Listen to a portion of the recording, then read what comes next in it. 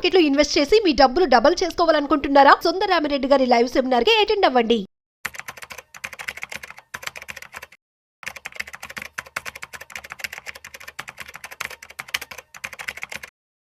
Hello viewers, welcome back to our channel. ప్రస్తుతం మనతో పాటు ఉన్నారు స్టాక్ మార్కెట్ అనలిస్ట్ సుందరరామిరెడ్డి గారు. సార్తో మాట్లాడదాం. నమస్తే సార్. నమస్తే.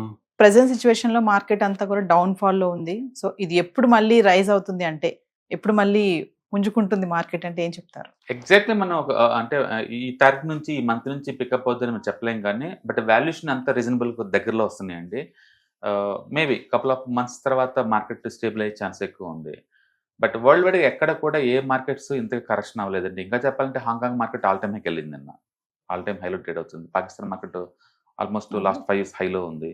చాలా మార్కెట్స్ ఆల్ టైమ్ హైలో ట్రేడ్ అవుతా ఉన్నాయి, ఓకే, ఎక్సెప్ట్ ఇండియాలో అనమాట. కాబట్టి ఈ సెల్లింగ్ అంతా ఇండియన్ సెంట్రిక్గా నడుస్తుంది. కాబట్టి మనం దగ్గరలోని మన బాటం దగ్గరలో ఉన్నాం అనుకోవచ్చు. అండ్ ఫండమెంటల్గా కూడా నిఫ్టీ యావరేజ్ పి ఇప్పుడు 20.5 దగ్గర ఉంది. అది ఫెయిర్ వాల్యూ, ఎక్స్పెన్స్ అని చెప్పలేవు, అది ఫెయిర్ వాల్యూ అనమాట. లార్జ్ క్యాప్స్ అన్ని కూడా ఫెయిర్ వాల్యూ దగ్గరలోకి వచ్చేసినాయి. అంటే స్మాల్ క్యాప్ మిడ్ క్యాప్ అయితే కోవిడ్ కాంచి ఇప్పటిదాకా టూ మచ్ ఫాస్ట్గా మూవ్ అయినాయి కాబట్టి ఎక్కువ ప్రాఫిటింగ్ బుకింగ్ వాటిలో జరుగుతుంది అనమాట. బహుశా మిడ్ క్యాప్ స్మాల్ క్యాప్లో ఇంకా పెయిన్ ఖచ్చితంగా ఉంటుంది. ఎక్కువ ఇండియాలో ఇప్పుడు ఏమైందంటే లివరేజ్ పొజిషన్ తీసుకున్న అందరూ బాగా ఎఫెక్ట్ అవుతున్నారు.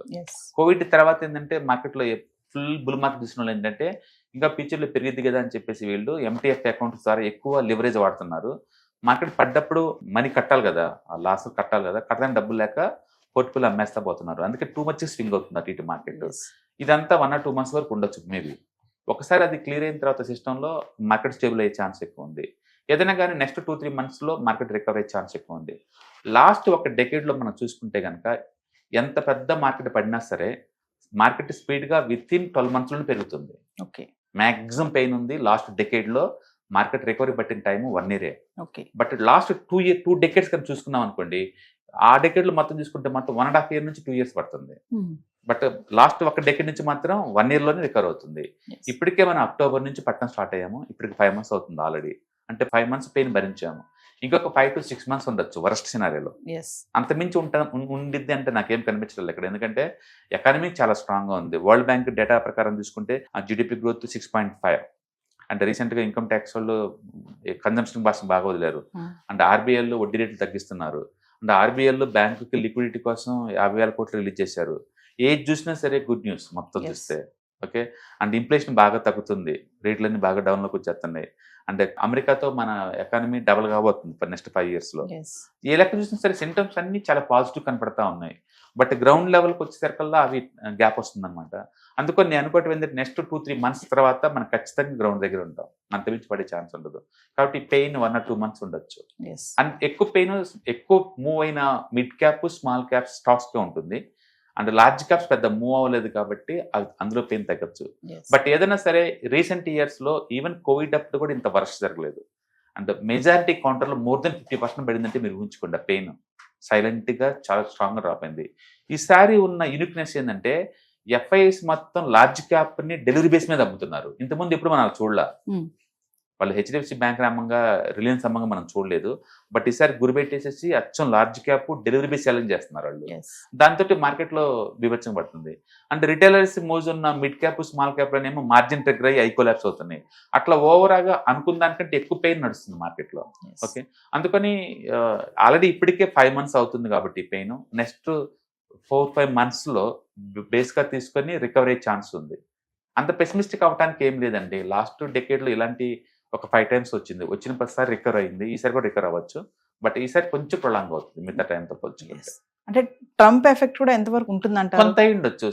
కర్ణుడు సావుకి 1,00,000 రీజన్స్ అన్నట్టు ఒక రీజన్ ట్రంప్ అయి ఉండొచ్చు. ఒక రీజన్ రూపీ వీక్ అవుతుంది, డాలర్ స్ట్రాంగ్ అవుతుంది అని ఉండొచ్చు. ఒక reason GDP growth last 5 years lowest లో ఉంది. ఇప్పుడు గ్రాడ్యువల్గా 0.5% డ్రాప్ అవుతా వస్తుంది. అదొక రీజన్ అయి ఉండొచ్చు. అంటే కార్పొరేట్ కంపెనీస్ లాభాలు బాగా తగ్గినాయి ఈసారి. లాస్ట్ 5 yearsలో ఫస్ట్ టైం తగ్గినాయి బాగా. ఎంత అంటే ఏ ఒక్క కంపెనీ కూడా ఈపీఎస్ పెరిగిద్దని చెప్పేసి రివైవ్ చేయకపోగా అన్ని తగ్గించుకుంటూ వస్తున్నాయి. ప్రతి 4 కంపెనీల్లో 3 కంపెనీలు ఈపీఎస్ డౌన్గ్రేడ్ చేసుకున్నాయి, పెంచుకోవట్లే అవి. అందుకంటే కార్పొరేట్ ఎర్నింగ్స్ తగ్గబోతున్నాయి. ఇట్లా రిటైలర్స్ ఏమో అగ్రెసివ్గా స్మాల్ మిడ్ ఏదైతే బాగా పెరిగినాయో వాటి మీద ఎక్కువ ఫోకస్ చేశారు. వాళ్ళకి మార్జిన్ దగ్గర అవుతుంది. అట్లా ప్రతిదీ కొంచెం యాడ్ అయింది అనమాట ఇది. బట్ ఇంత ప్రెజర్ ఉంటుందని ఎవరు అనుకోలేదు. ఎస్ టూ మచ్ ప్రెజర్ ఉంటుంది. ఈవెన్ కోవిడ్ టైంలో కూడా 3 నెలలకి రికవరీ, వి షేప్ రికవరీ అంటాం.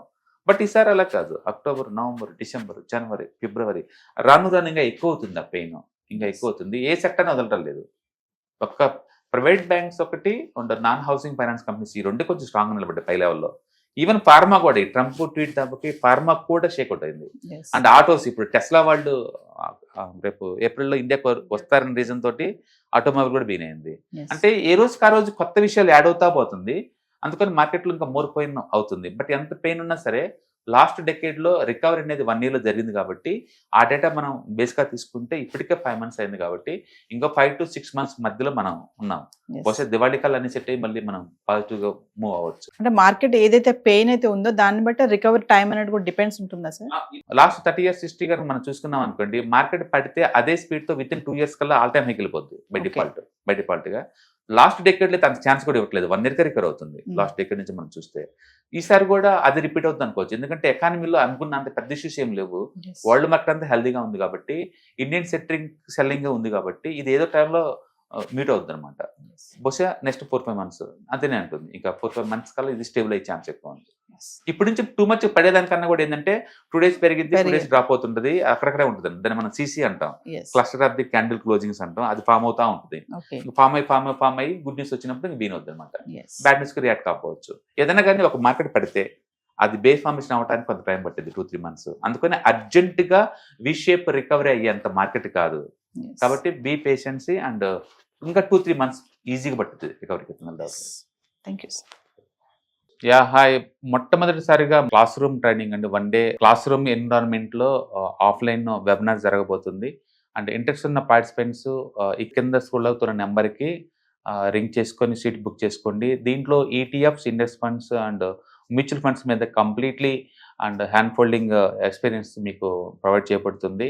దీని ద్వారా ఏంటంటే మనం ఎసెట్స్ని స్టాక్ మార్కెట్లో ఎలా మేనేజ్ చేసుకోవాలి, ఎలా గ్రో చేసుకోవాలి, ఎలా ప్రొడక్ట్ చేసుకోవాలో అంటే ప్రాక్టికల్గా నేర్చుకుంటారు. అండ్ మీ ఇప్పటి వరకు మనం ఆన్లైన్లోనే మీరు అటెండ్ అవుతున్నారు. ఇక నుంచి మీరు లైవ్లో క్లాస్ రూమ్ ఎన్విరాన్మెంట్లోనే నేర్చుకునే ఛాన్స్ దొరుకుతుంది. కాబట్టి ఇంట్రెస్ట్ ఉన్న పార్టిసిపెంట్స్ కింద స్క్రోల్ అవుతున్న నెంబర్కి పింగ్ చేసి సీటు రిజర్వ్ చేసుకోండి. Thank you.